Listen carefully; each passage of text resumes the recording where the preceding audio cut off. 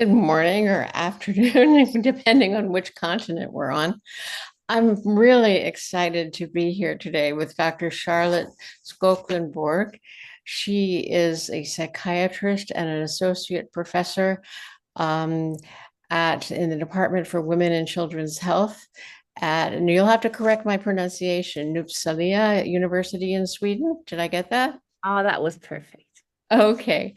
And Dr. Borg is an incredibly exciting researcher in the whole field of women and ADHD, and increasingly in the field of women autism and ADHD. So welcome to our conference. Thank you so much for having me. I am so honored and I'm so excited and pleased to be invited into your community. I come from the ADHD community, right? So for me, this is exceptionally interesting and also I just feel like in love again with neuroscience and neurodiversity, like learning so much about female and autism now. So thank Right. you. I think we both feel the same way coming from the other sides that, oh, now we get to put this together. So, how did you get into researching ADHD?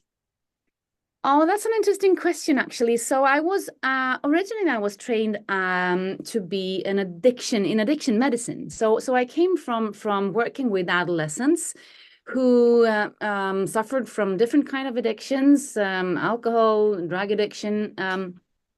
At an early age, and when I worked in those wards, I couldn't help but thinking about why life and nature is so unfair, because there are so many youths out there who try alcohol or try smoking marijuana or just recreationally test things and just leave it behind and go on with their lives. And then there are some of these adolescent and young adult people that I work with who just tries once, and it's like we lose them then and there.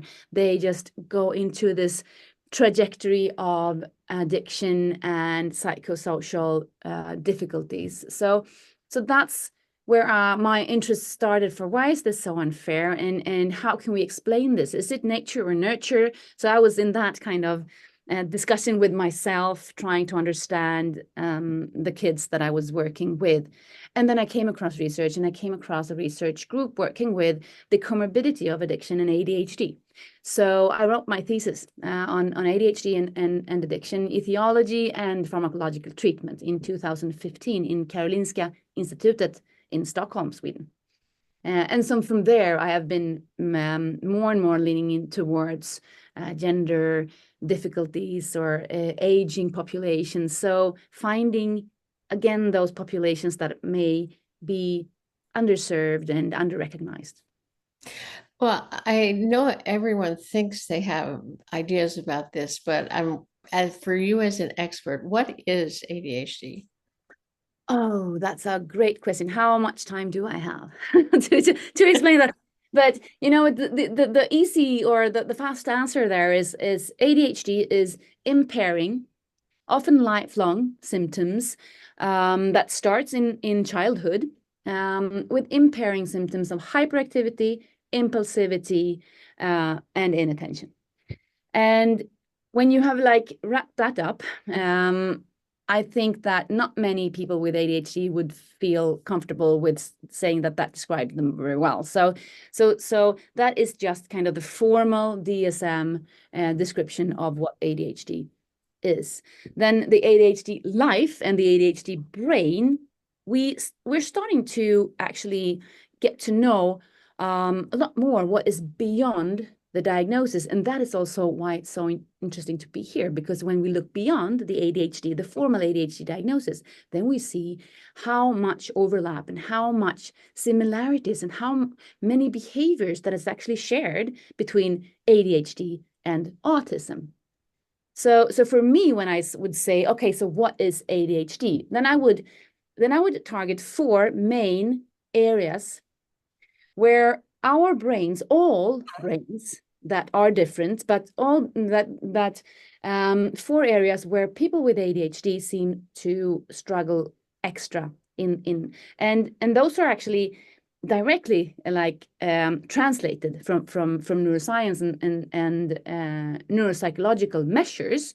And I think when we will talk about these 4, we will see how much of recognition we can feel. We can also feel, anyone can feel recognition in that, in periods of stress and in periods of extra challenges, even if you're not neurodivergent, but also how much recognition people with autism can feel. So for just super quick, these 4 areas where I kind of, as a clinician, are starting to look for ADHD in those domains beyond the DSM diagnosis is the first area is what I call the brain's control tower. So, and I got that kind of expression from one of my patients saying that it's like my brain is like a huge airport and I don't have anyone working in my control tower. So it becomes so difficult to organize, to plan, to prioritize, to get started, to know how much time to put into a task and when that task should be kind of finished or delivered. So all this, what we call both executive functions, but also central coherence. And we know that that is the main issue in many people with ADHD, but we also know that that is something that you struggle with in autism, right? So already on the first area, we see this kind of common ground in these 2 diagnoses. And the other area is what I call the brain's volume button. And that translated for a neuroscientist would be like the brain's reward systems, the dopamine regulation, perhaps. But again, I've borrowed that from one of my patients, saying that it's like I can't do anything like in moderation. It's either I can't get started, I can't do anything, I can't get any enthusiasm or motivation to anything, or just when, I don't know what's happening, but sometimes my volume button just clicks into 100 mode and I can't stop because it's so much fun and it's so enjoyable and it's so tasty and it's so blah, blah, blah. So all this regulation that has to do with the dopaminergic modulation in the brain, not only activity and energy, but also appetite, sleep, and emotions. And again, we can see a lot of crossing over, right, with autism, having difficulties in regulating all of these really important areas of life. So the third area is what I call, or again, based on what my clever patients just kind of put me and tipped me onto. But I was one patient who told me, she said, it's like my brain is a hard drive on a computer and I don't have a virus filter. So all the mails, things just, go straight in there. It's like I don't have a spam filter. And how should I know what emails are extremely important to answer right now and what can wait and what should I definitely not open, because then I will import a virus and then everything will crash down and my hard disk is like kaput. So how should I know? And I get constantly bombarded with impressions and stimuli from the external world and from my own body, from how my clothes feel on my body, from my back pain, from like, it's too hot in here, isn't it? Or is it too cold? It's like all this, impressions constantly bombarding my brain, making it really difficult for me to concentrate on what I need to concentrate on. Again, I would say, and I claim that this is a common trait in ADHD and is as common for autism, although it might have different causes, but this is the experience that I hear from both ADHD and autistic people. And then the fourth, that would be the brain's gearbox. So that would be kind of cognitive flexibility, if you may. So just, okay, so I will put in gear number 1, and then I will drive on gear number 1, come rain or sunshine, come, I know that this is not feasible anymore, that it doesn't work anymore, but I will just, because it's so hard to change strategy once I've started doing something. And it's also so hard to kind of stop thinking about negative thoughts when my brain is like contaminated with these toxic thoughts of me being a victim or me being not treated well enough, and often enough that's the truth, but it's not serving you well to just kind of start ruminating and get stuck in that, right? So I think that's those four: the control tower, the volume button, the virus filter, and the gearbox. For me, this is everything I really need to understand someone with ADHD and someone with autism. And then we can start kind of teasing this apart, disentangling what the behaviors we see and the symptoms that we feel and experience can be caused by.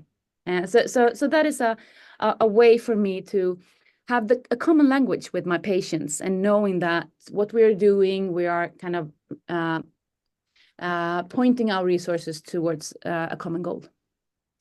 It's interesting because as we're both clinicians, and I'm coming at it from the side of autism, you're coming at it from the side of ADHD, we find so much commonality.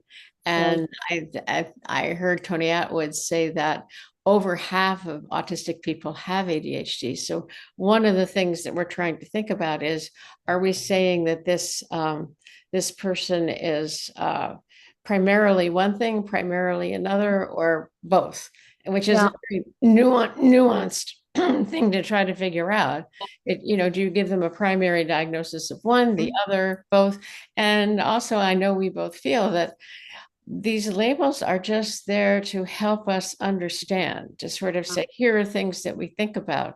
They're not all of who a person is. So, I know we both sort of take labels that way, that we haven't suddenly put a person in a box. Yeah. Now, the labels are important for many reasons, and diagnoses are important for many reasons, at least where we are at this point of the understanding of our extremely complex brain, right? But we also have to view them in the light of their limitations and never let them define a person. And it shouldn't, obviously, but sometimes we actually do let them do that. And we have to be humble that it was not until 2013 that we were allowed to diagnose both ADHD and autism in the same individual. And then, as you say, and then that Tony Atwood says that the comorbidity in the autistic population with ADHD is huge, and comorbidity in the ADHD population with autism is huge. So the overlap is obviously there, but we were not formally allowed to use these two labels in the same individuals, just, a little bit over 10 years ago. Yeah, I think that we both run into our dissatisfaction with the DSM and ICD and what is allowed compared to our clinical experience of people are. A lot of your research has to do with women and ADHD. And I think that, and I also specialize, I would say, in diagnosing undiagnosed women. And so what you found about women is just so important. And I wondered if you could talk about that. Yeah, so when I started, or when I became interested in this topic, it actually came across me a little bit from the side, because I was into addiction, as I said before, but then I had a lunch with a dear friend of mine from med school, Helena Kopp-Kallner, who's also an associate professor, but in gynecology and obstetrics. And we just had this ordinary lunch, and she started talking about a group of her patients in her gynecology practice in the youth clinics that she felt really frustrated around and worried about, because she felt that she couldn't help them in an adequate way, because they, as she said, they seemed so eager and this seemed so important to them. They scheduled a meeting and they didn't show up, or they showed up and they agreed on a treatment plan and then they didn't adhere to it, or they didn't take their medication, or they came back 3 days later saying, I get so much side effects from these hormonal contraceptives. And Helena said, but that's not even possible, because it has to go like a couple of weeks before you can experience these side effects. And she said she had some of them asked me to take out their intrauterine devices because they felt that they were kind of itching inside of them. And she said, it's not possible to feel that. And then she said, there must be something wrong with these women, right, Lotta? You are a psychiatrist. There must be some kind of personality disorder or something. And I said, yes, there might be a personality disorder, but it also might be what I see in my clinic, because these women that you're describing here, they sound a lot like my women having ADHD and autism. And then we started talking, and then we started looking at the literature, and we saw that there was almost nothing to guide us in how we could kind of map out their symptoms of ADHD, autism, their psychiatric comorbidities, and the hormonal fluctuation across a female reproductive lifespan. And looking at the research, you actually get really upset, because the last couple of years, it has been like mandated to have 50% women in the studies. So people are like, okay, so let's include 50% women, check. And then they don't analyze the data, and then they don't really think about why they include women. Because being a woman is not just a gender or a social aspect, it is also a biological condition. So, or it's being like two sub species of the same species, but there are quite dramatic differences between males and females from puberty to menopause. So the vast majority of our lives, we will, as women, live under a completely different hormonal regulation, dramatically fluctuating hormonal levels every month if we are naturally cycling. We will also expose our bodies to contraceptives, to pregnancies, to perimenopause, to menopause, and there will be so much effect from our hormonal situation or hormonal status on our brains, because our brains are scattered with receptors for estrogens, all the estrogens, different estrogen types, and for progesterone, and for testosterone. And males have testosterone mainly, and quite even levels across their most of their lifespan. So what we realized here is that there's a huge knowledge gap here that we need to start filling some. We need to start somewhere. So what we did is we started talking to our patients. We started doing a lot of qualitative interviews, and we started with also parallel with that epidemiological studies. So our first study was a study where we looked at teenage pregnancies and ADHD. And then in a country of Sweden, the national registers, where we are so proud of our youth clinics, because we had the youth clinics, and the kind of targeted work done in the youth clinics have decreased the risk for teenage pregnancies from 15% in the 70s to 2% today. So historically low and internationally low levels of teenage pregnancies from a targeted public health initiative. And then we said, but this is not our experience, because my patients, they tend to become pregnant when they're a teenager because they tend to forget to take their contraceptives, and they don't like the contraceptives. So we looked at this, and true to our hypothesis, we saw that the devil is in the details here, because women with ADHD were 6 times more likely to become mothers when they were still children themselves. So something that we, on a public health level, struggle so meticulously to prevent, we are super successful when it comes to neurotypical women, and we are absolutely failing the neurodiverse women here. So that was our first epidemiological study, and then we continued to do the studies on how these women, if they actually do tolerate their hormonal contraceptives. And again, the neurotypical women typically don't get depressed by oral hormonal contraceptives. So they tolerate a lot of the different contraceptive methods, actually. So it's pretty easy to find the correct or the suitable method for a neurotypical female. But when it comes to ADHD and autistic women, it is just as Helena described. So they don't tolerate the hormones. They feel that they have all these subtle side effects that we know too little about to actually interpret. But we have to listen to their experiences because they don't tolerate these methods that we provide to them. And we can show that women with ADHD were 5 times more likely to develop depression when we prescribed the first line choice oral contraceptives done in Swedish youth centers. So they were right again. So the patients are always right, I would say. We just sometimes we don't see it because we look at the data on the population level.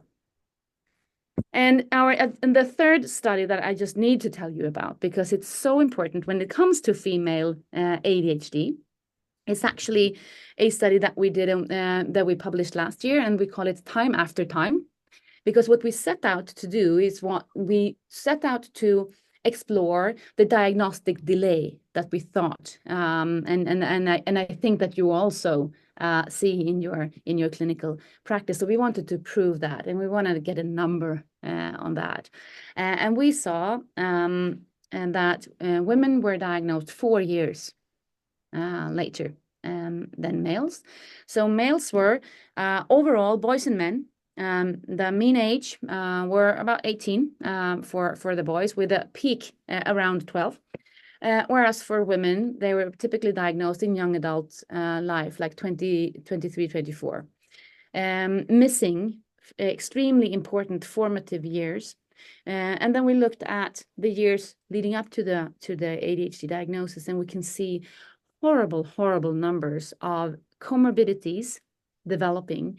Women with ADHD reporting that 50% of them actually also are diagnosed with depression or anxiety, for example. So they're overrepresented in all the psychiatric disorders, actually, compared to males. I think you had also talked about the kind of variation over a woman's monthly cycle in terms of the impact of the hormone, of rising and the hormone falling on behavior. And I think that's so fascinating. Yeah. And that is something that very many clinicians don't know of and don't ask. And again, we're back to that. If you design a study and you include 50% of the women, maybe you should be interested in if they are before or after their ovulation, because they have dramatically different hormonal levels that affect behavior and mood and a lot of cognitive functions, actually. So if we just go through the typical menstrual cycle, if we say that it's on average 28 days, then the typical pattern, then the hormonal typical pattern then would be like the first 14 days approximately is all about increasing estrogen levels up to the point where ovulation is triggered. There you have the maximum levels of estrogen that then fall back to a stable but lower level through the luteal phase, approximately, or 14 days, and then ending in the menstruation, and it all starts all over again.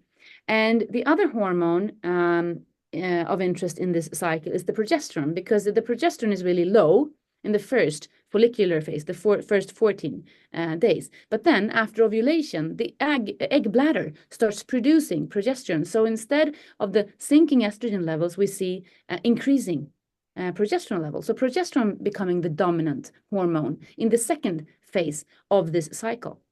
And then both estrogen and progesterone falls, and we have the menstruation. So, and then this goes just on and on and on and on for month and month for natural cycling women. And then we know that estrogen and dopamine, remember the volume button in the hypothesis of how we sometimes see dopamine or sometimes see ADHD as a disorder of dysfunction or dysregulated dopamine. And we know that estrogen and dopamine love each other and potentiate each other's effects. So in periods of high or increasing estrogen levels, women with ADHD typically report that they function somewhat better, that they are less impaired by their ADHD symptoms. Interestingly enough, some of the women feel that the best time of the month is around ovulation, because then estrogen level peaks and they have the maximum effect of dopamine and maximum effect of perhaps their medications. But some women actually say that that is too much, that is over the top. So they become more impulsive, they become like scattered, they become so super excited that they start doing things that is irresponsible, and they want to go out and they want to drink alcohol, and they want to meet guys, and they want to do all these risky things around these high estrogen days. So that is another area or period of vulnerability for women. And then when the estrogen levels are decreasing during the luteal phase and the progesterone levels are increasing again, there is another period where women with ADHD report that their ADHD symptoms often gets worse, and that their ADHD medication doesn't work as well, or that they're not as effective as they're used to. So if you don't know this, if you're a clinician and don't know this and don't ask for this, the risk is that you will get a lot of female patients that will say that, well, my medication doesn't really work. I'm not, ADHD medication is not for me. It's just, I never got it to work. But if you're interested in the details again, you can actually see that you could tailor the medication to these hormonal fluctuations and get great effect in both, and alleviate symptoms and reduce risk in some periods here. So it's extremely important. It's 51% of the population of the human species, and still so many of us don't even know it. And I didn't know it for Right. 7 years ago. I only knew it because I'm working with Helena, who is a gynecologist. So we work in these silos: psychiatrists in one silo, and the hormone experts and the gynecologists and obstetricians in one silos, and never should they meet. Is the second half of the cycle then, if the first half has to do with better feeling, good feeling, is the second half associated more with depression and negative feeling? Yeah, it is dissociated. When there is really beautiful research showing that in this phase, women in general are at increased risk for stress reactions, for depression, for relapsing into disordered eating, relapsing into addiction, even actually psychosis, bipolar disorders, suicidal behaviors is more common in this period. So this is life and death knowledge, and we don't. I would say definitely that as clinicians overall, we don't emphasize the importance of this enough. I think your comment on as clinicians, because I think the nuance that you get into has to do with being clinicians as well as researchers. Yeah. You bring that in, and I certainly don't pretend that I know all the research there is on autism, but I've certainly not heard of anybody looking at this with autistic women either, because if there's so many similarities, and autistic women would probably be experiencing the same kind of. I think they would experience even more, because what I know as a clinician is that the going through puberty is often especially difficult and challenging for autistic girls. Then having a menstruation, having a period, dealing with that, with the hygiene and all that is also often extremely challenging. Again, the perceptual, all of the virus filter areas here where you have to deal with the signals from the body, the pain, perhaps the bleeding, all that. So I would say that autistic females are probably, we don't know because there is so little research, maybe also even more, and that's our clinical experience, even more vulnerable to the side effects of oral contraceptives, of these minimal doses of hormones in the intrauterine devices, that they do report that they actually are affected by that. And we have to listen to that, because that is their experience and what they're actually telling us. So I think what we do now is we tend to disqualify these experiences and these testimonies because we don't have research, and that is, I think that's a huge mistake doing that. Because again, that is what we see in our time after time study, and that is basically why we named it that. Because what women tend to do when we disqualify their symptoms is that they will go to another doctor, or to another doctor, or to another doctor. So they will be like ping-ponging around in the healthcare system. And according to our data, women with ADHD consume 10 times the healthcare resources compared to women without ADHD. And do you know, in our qualitative studies, what the first thing that they say when we ask them, why is it so difficult to have ADHD? You know what the first thing that they say, these women that actually utilize 10 times the healthcare resources, the first thing that they say is that I don't get any help.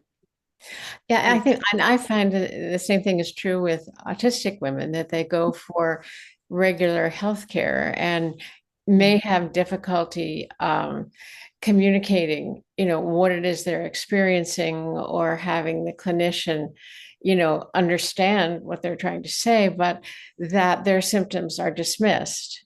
And Mhm. they don't feel taken, they don't feel taken seriously. And so there's, many women complaining about not being taken seriously. And there's the same tendency that you described with your gynecologist friend to pathologize that, to say there's Yeah. something wrong with you, your borderline is a big one, Mhm.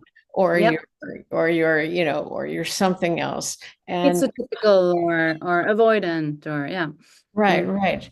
So do women with ADHD, I mean, one of the things that we know so much about, or we're learning about, I wouldn't say we know so much about much of anything when it comes to women because the research is so recent, but that we certainly know that autistic women mask. And so Mm. do ADHD women, Yeah. I mean, when you have both, you're Yeah. certainly going to see masking, but what do you see in terms of masking, of trying to cover Yeah. this up? Yeah, so we think that is one of the big like problem makers here, because what we see is that girls with ADHD, they fly under our radar. So we don't recognize them, parents don't recognize them, teachers don't recognize them, and the healthcare professionals don't pick them up.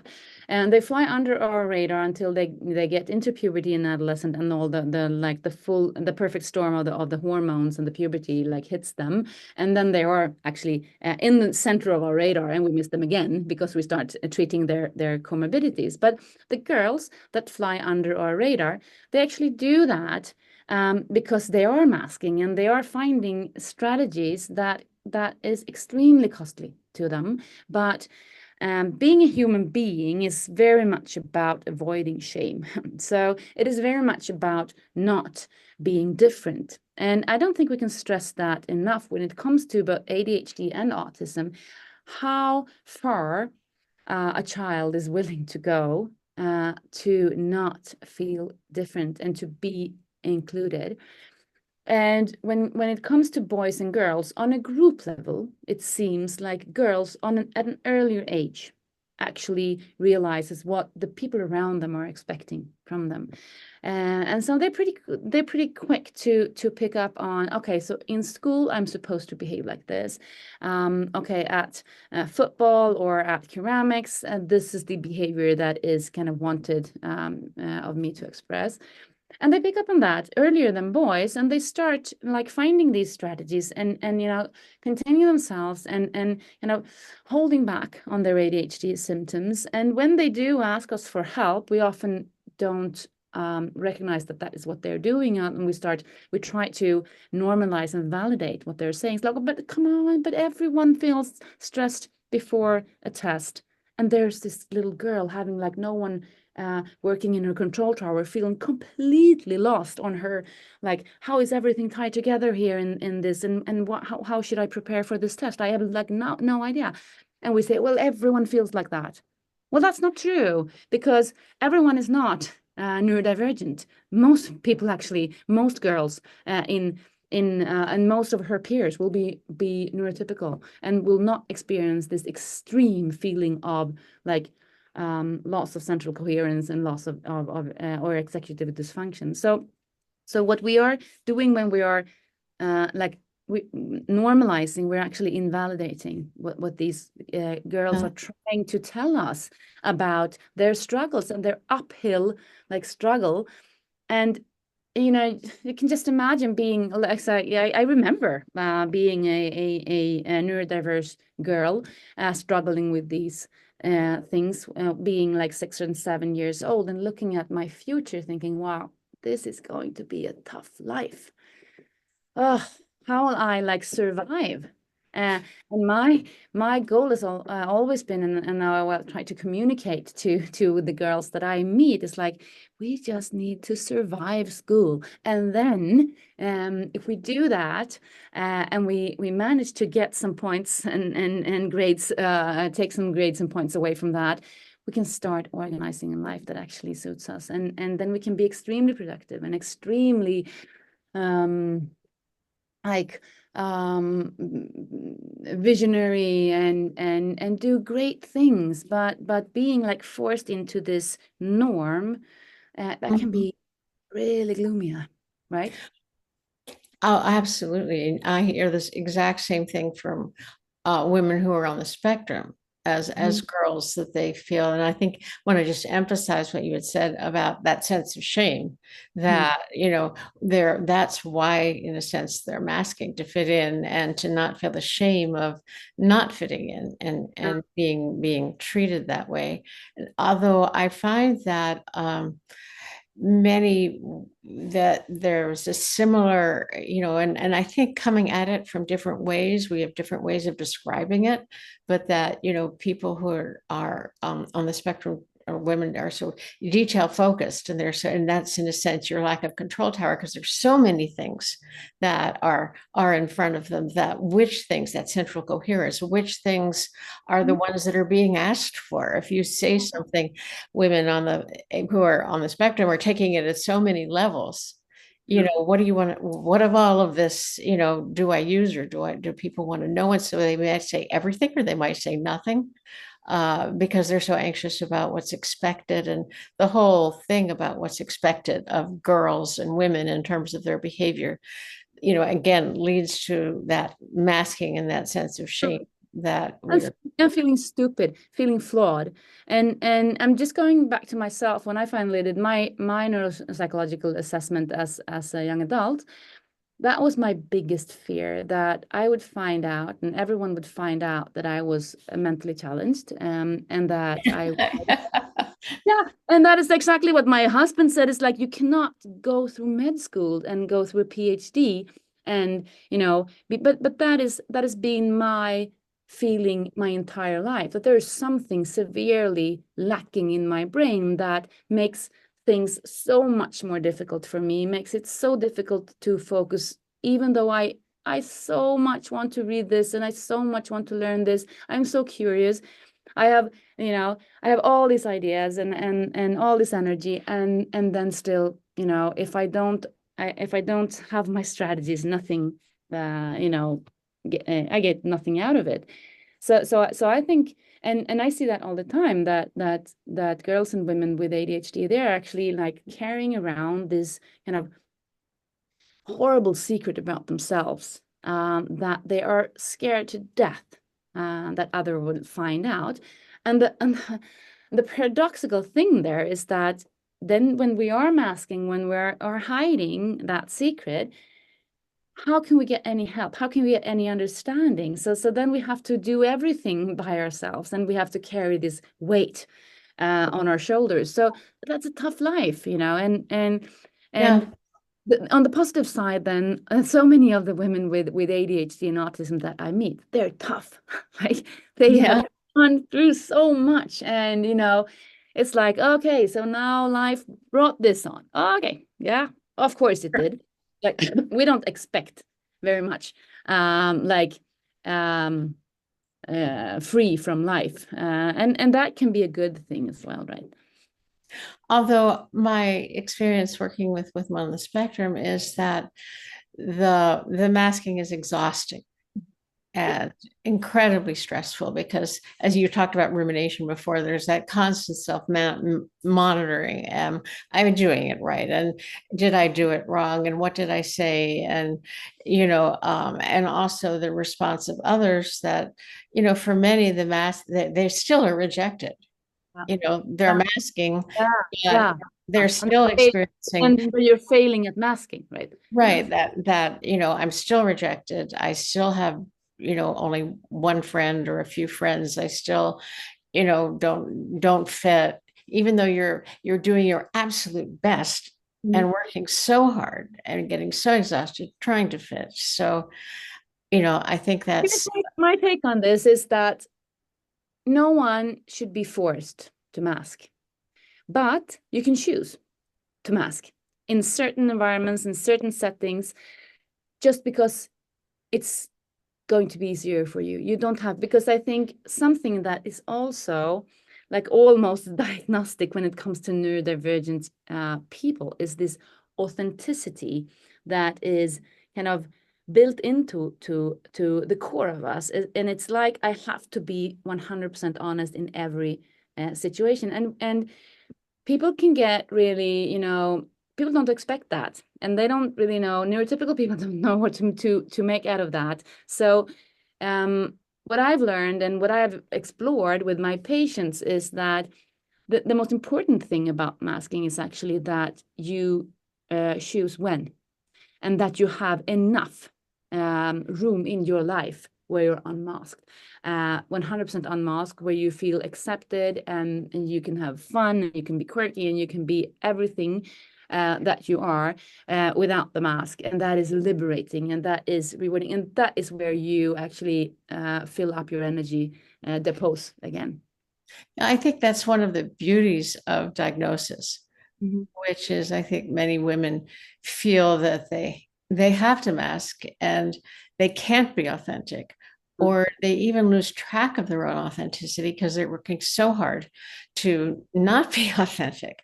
And so one of the things that I find can come with a diagnosis is permission to be authentic, permission to value your authentic self.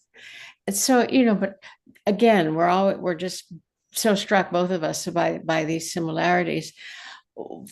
For example, take something like social behavior, okay, and the way in which both, experience similar differences. Do you feel like these differences come from different reasons, or, It definitely can do that. And again, like again, revisiting these four kind of difficulties, or the control tower, the volume button, and the virus filter, and the gear shift. I think when you look at ADHD and autism from that perspective, then you can see the same behavior being caused by many different reasons, and it doesn't have to be diagnosed specific either, but looking at something as clear as social behavior, because that is part of actually the diagnostic criteria for autism. Difficulties in communicating and interacting with others, and understanding both your own and others, perhaps emotions, needs, and expressions, right?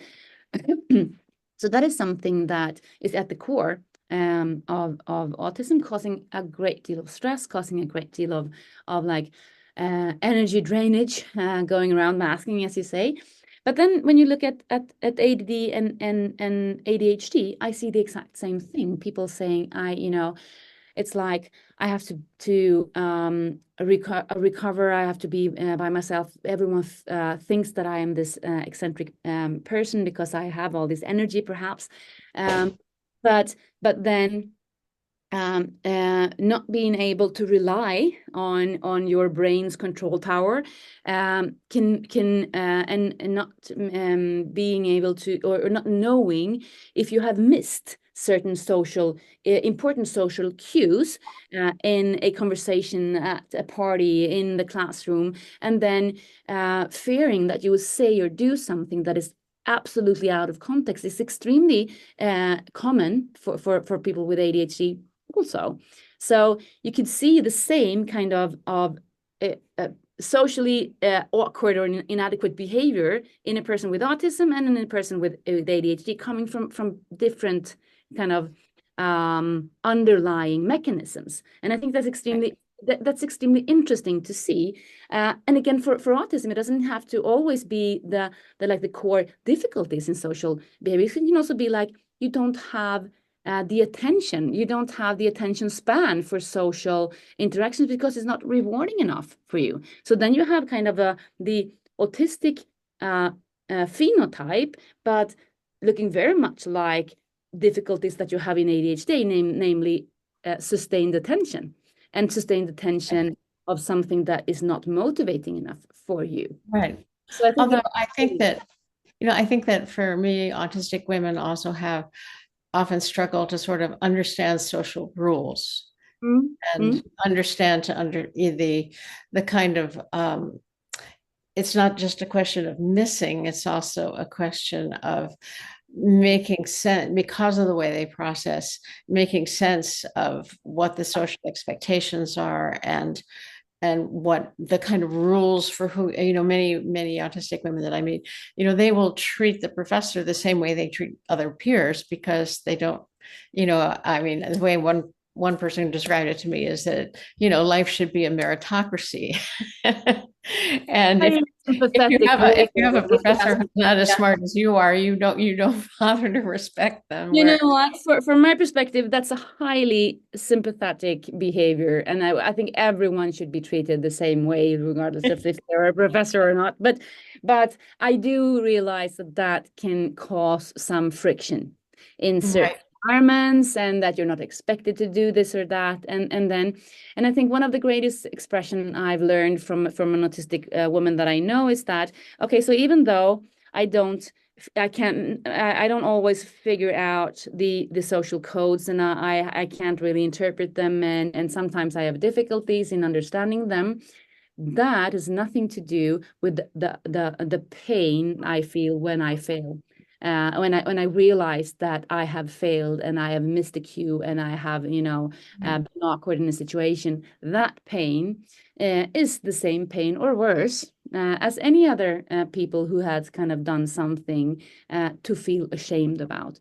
And right, adding on the gear there where you get stuck in these awkward memories from 10, 20 years ago when you said that, when you right. did that, that's Which is torture. It's like being caught in Dante's Inferno. It's like, how many times could you like relive that? It is so painful, and it's so awful, and it's so difficult for people to talk about, but you can do something about it if we know it. There are strategies for this. There are like, we can do something about it, but I think many people don't know that because they feel so ashamed of talking about it, because who am I sitting like ruminating of things that happened 20 years ago? Obviously, my doctor will just say, well, let it go. Come on. yeah. You can't think about that anymore. Like, because I think, again, we have this trying to normalize, but what we are really doing is invalidating. Yeah, I mean, when you talk about the invalidating, and again, I see it from my side so much so similarly.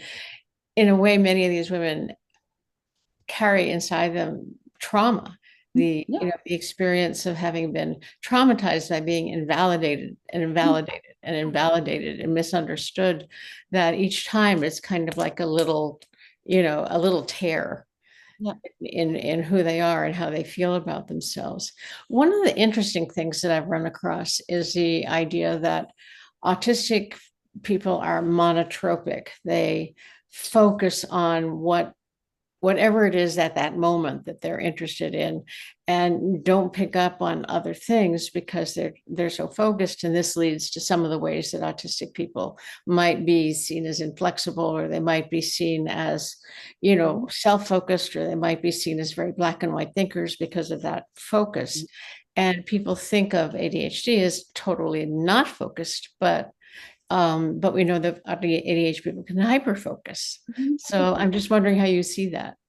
Yeah, but that is a perfect description of what's actually going on for ADHD people as well. It's like you get like dragged into this rabbit hole of something that is so interesting, just sucks up all your interest. And again, we have this volume button. It's like the volume button just turns up to 100. It's impossible to stop. I need to know more.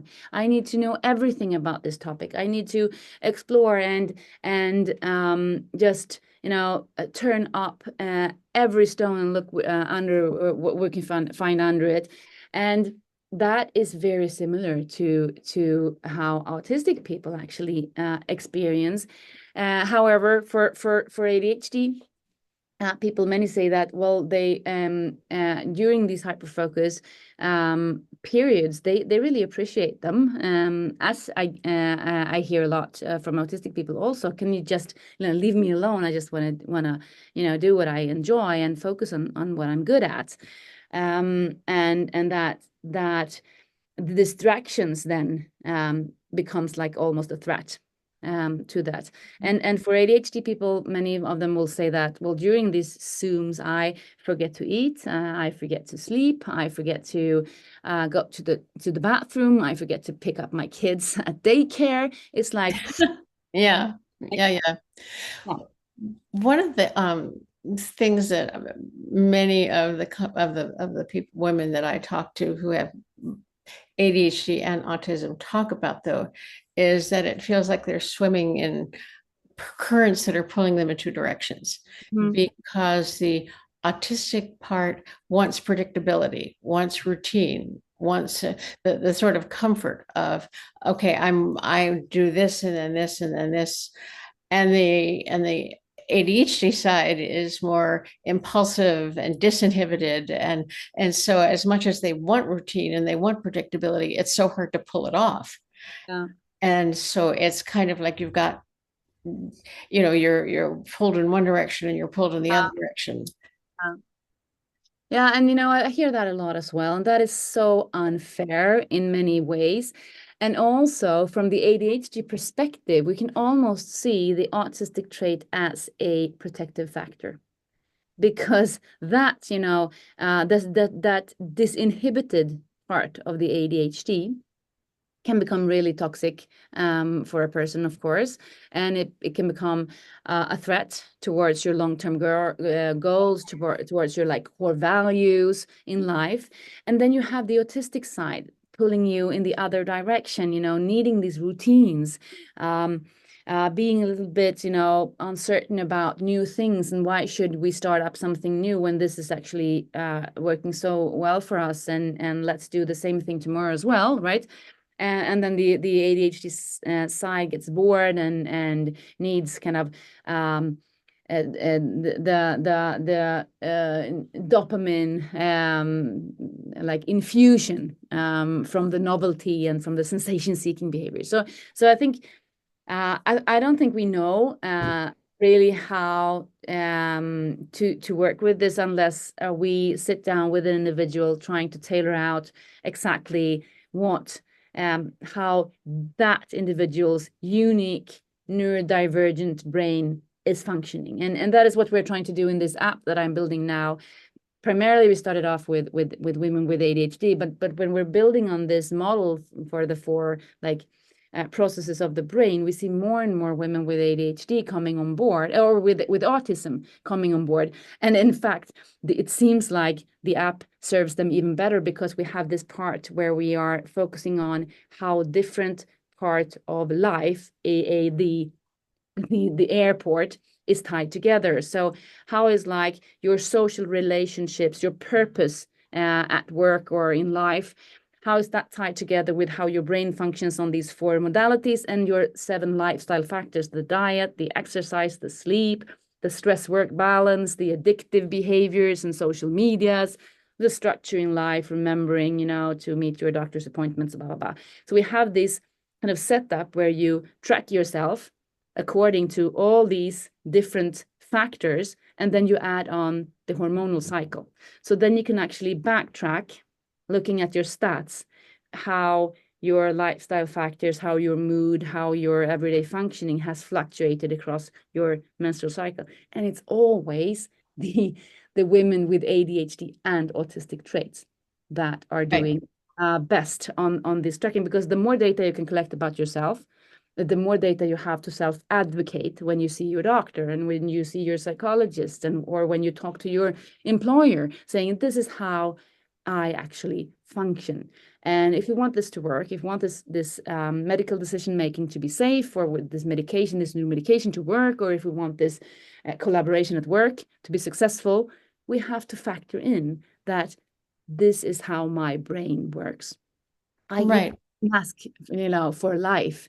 It's better to, if you have the data, it's easier to be transparent, because people don't get scared by data, but they get scared by diagnosis still, it seems. Exactly. It can be better to say, I need this to work most successfully than to say, here's a diagnosis, because there is so much ableism and there is so much, discrimination Yeah. that people run into. I'd like to spend a couple minutes talking about strengths, Yeah. because there's so much Yeah. focus on what people struggle with and challenges. Let's talk about strengths. Yeah. And both you and I, we know that there are loads of strengths, but that they might be individual rather than on a group level. But if we want to look at the group level, obviously we can see that the other side of the coin of being very autistic, it can also be that you are less likely to speak ill about others, that you are very honest, that you are can be very loyal, that what you do really matters, and that you have this authenticity that is a part of your core values. Obviously, so great traits, right? Everyone would like to be friends with a person who kind of has that at its core, right? And yet you end up in so much difficult situation in life. So it's really unfair, I would say, that this is the situation that we have kind of arranged our society to be so, unfriendly to neurodiversity in that sense. But there are some studies also coming up now showing that, okay, so people with autism, maybe they on a group level are more skilled in the STEM sectors, in maths, and in they can be really talented musicians. They have this can be very creative and think outside the box. And that is the same for people with ADHD. But at the other side of the coin there, where we see someone where it's problematic, where someone is kind of easily derailed and can't focus, and shows up late at work, and all that becomes problems. The other side of that coin can be really thinking outside of the box, being very tolerant to other people showing up late that day, because you know that, well, sometimes shit happens. And so being less judgmental. So there are so many things around this, the strength of the neurodivergent population. And I would say also, and it goes for like gender diversity and other diversities as well, being more tolerant, because you have had to think about these things, and you've had to struggle with these things, and you have empathy with others who are struggling. And I think you shouldn't underestimate the power of that and the strengths of that, and what we can do with that. So I think it's really, really important that we talk about strengths as well. But at the end of the day, we have to tailor out our own strengths. So we have to. I talked to a mother a couple of weeks ago saying, so I get so sad when there's so much talk about strength and superpowers and everything, because I have a daughter with ADD and she doesn't have any superpowers at all. And we said, yes, but right now, and we can't see them because of all the things that is the currently unmet needs that she has. I'm sure that she has these strengths, but I can also relate very much to that and sympathize very much with that, because it's not easy when people are talking about strengths and superpowers, and you are sinking in quicksand. So Right. we have to talk about it on a population or a group level, and then we have to bring it back home to actually look at the individuals. What are your strengths? And then that should range from beyond also the strengths that we may be used to. Like, are you good at math, or are you good at this or that, and what's your potential? But rather being a human being, what is important to you, what comes natural to you, what do you struggle with, and kind of do that map for every single individual that we see. Right, understanding the whole person. Well, I want to thank you. This has been absolutely fascinating and something that people don't talk about. So I'm just so excited about it. And I so appreciate your coming to join us and just sharing this incredible breadth of knowledge and sensitivity that you bring to this, because so many researchers may not have that sensitivity that you have to what the people you're working with are going through. So I just want to thank you so much. And I thank you for having me. And I also, again, I feel so proud to be able to give voice to my ADHD girls and women, but also to reach out and see how much common ground there is, and what exciting yeah, opportunities and there may be in the future when we start talking about this, when we kind of throw off our masks and get real and get working on like advocating for neurodiversity. Thank you so much. Thank And you. I look forward to working together. Yeah, me too. Exciting Oh, times ahead. yes, I think it's so important. Bye bye. Bye.